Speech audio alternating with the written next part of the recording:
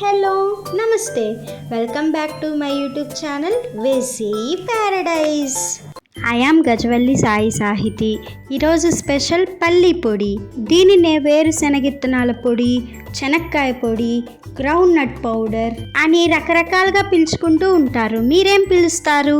Comment సెక్షన్లో comment చేయండి. 5 ఇంగ్రీడియంట్స్తో ఎంతో ఈజీగా చేసుకునే ఈ పౌడర్ రెసిపీ చూసేద్దామా? Let's begin the recipe process. First stove మీద ఒక కడాయి పెట్టుకొని హీట్ అయిన తర్వాత పల్లీలను వేసుకొని డ్రై రోస్ట్ చేసుకోవాలి. హై ప్రోటీన్ లెవెల్ ఉన్న ఈ గ్రౌండ్ నట్స్ని నచ్చని వారు ఉంటారు కదా, అలాంటి వారికి ఈ పౌడర్ ఒక్కసారి టేస్ట్ చూపించారంటే మళ్ళీ మళ్ళీ కావాలని అడుగుతారు.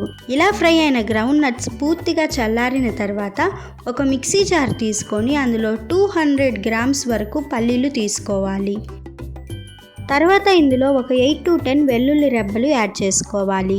ఇప్పుడు ఇందులో 2 టీ స్పూన్స్ జీలకర్ర, 3 టీ స్పూన్స్ కారం యాడ్ చేసుకోవాలి. ఇన్ కేస్ మీరు ఎక్కువ స్పైస్ లెవెల్స్ని ఇష్టపడుతున్నట్లు అయితే ఇంకొంచెం ఎక్స్ట్రా యాడ్ చేసుకోండి. ఇప్పుడు ఇందులో 3 టీ స్పూన్స్ కల్లుప్పు యాడ్ చేసుకోండి. కారం క్వాంటిటీ పెంచుకున్నారు అంటే కల్లుప్పు క్వాంటిటీ కూడా పెంచుకోండి.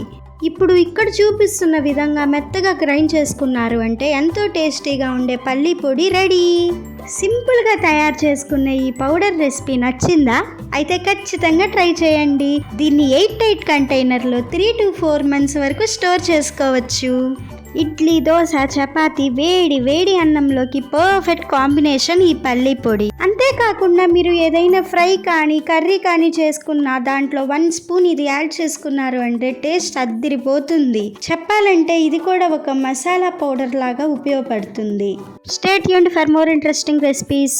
Please do watch, like, share, comment and subscribe to my YouTube channel. Thank you for watching. Bye bye.